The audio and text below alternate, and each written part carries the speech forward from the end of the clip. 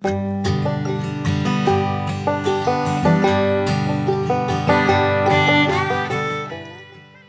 friends, welcome back to my channel. My today's recipe is Egg Keema, a very popular egg dish which is my family's favorite, and if you haven't tried it, it is a must try. So without any delays, let's look into the ingredient list now. My first ingredient is of course eggs, and today I'm going to use egg in two forms. This is the boiled eggs, about 8 in numbers, which I've grated finely using the big grater of this side. If you don't have a grater, either you can use a fork to smash your eggs or you can use a knife to chop them.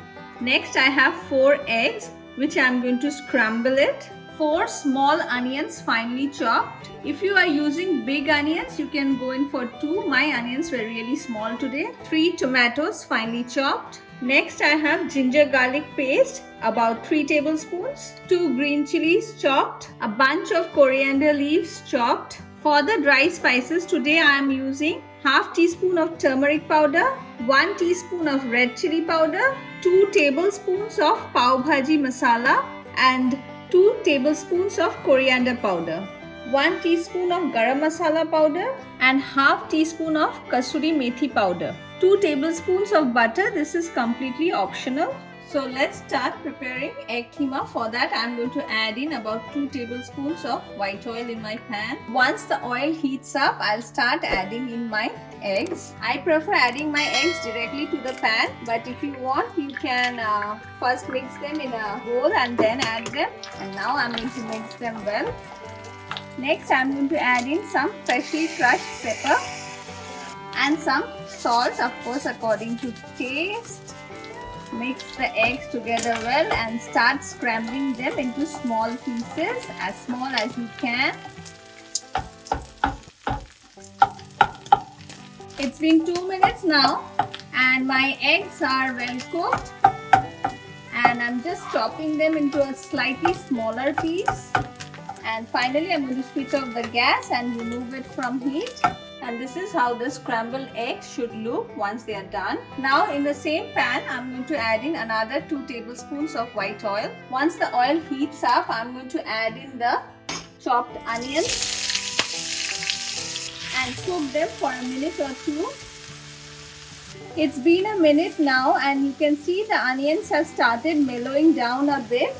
At this point, I'm going to add in the ginger garlic paste and the chopped green chilies. Mix it well, and again I'm going to cook it for another minute or 2 till the onions turn slightly brownish in color. It's been another 2 minutes now and you can see the onions have started turning brown.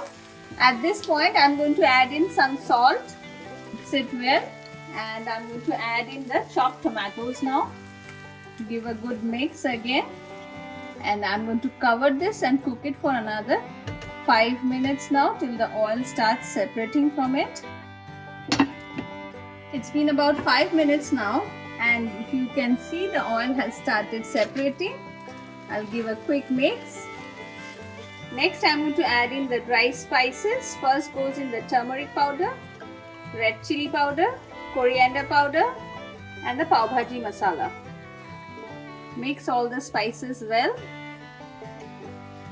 After mixing the spices well, I'm going to cook it for another 2 minutes. But before that, I'm going to again cover it and let it cook for 2 to 3 minutes till the oil starts separating from it. It's been about 3 minutes now. I will just remove the lid and give a quick stir.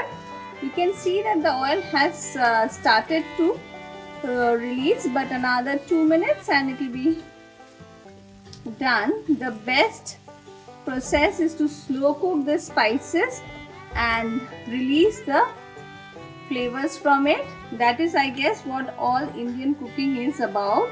So I'm going to cover it again and let it cook for another 2 minutes. It's been another 2 minutes now and the spices look well cooked. It has also started releasing the oils at the corner. I'll give a quick mix. And now I'm going to add in the grated eggs.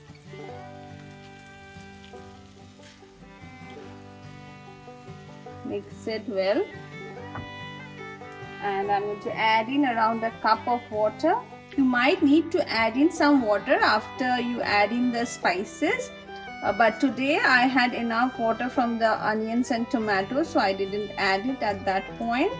Just be careful so that the spices don't burn. I think I'll need another half cup of water, so I'm going to add it now. Yeah, so today exactly I added 1.5 cups of water. A good mix. And at this point I'm going to add in the dried fenugreek leaves powder and the garam masala powder.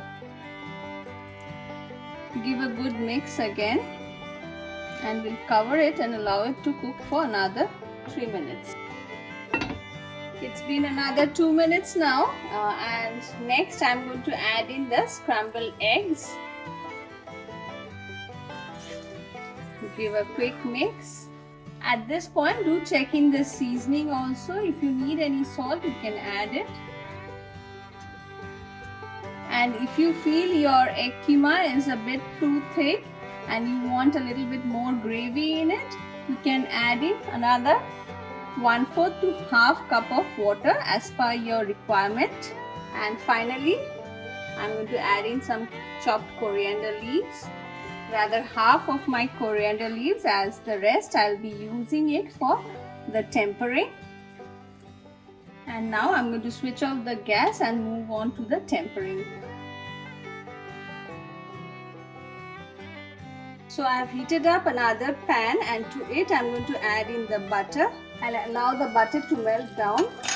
Remember to keep your gas on low flame at this point. And I'm going to add in around half to 1/4 teaspoon of red chilli powder and the rest of the coriander leaves. Give a quick mix. Switch off the gas, and I'm going to pour this on top of the egg keema that I have prepared as a tempering. This process is completely optional, and the final step is to pour in the tempering on top of the egg keema. This actually gives a very rich look to your egg keema, but as I had mentioned earlier, this step is completely optional. And my egg keema is ready to be served. My egg keema is ready. It's very easy to prepare. At the same time, it is a very delicious dish. You can serve it with either naan, roti or paratha. It even goes equally well with some rice dishes. So a must try in your kitchen. And on that note, I'm going to end this video here. Don't forget to hit the like and subscribe button. Thank you for watching.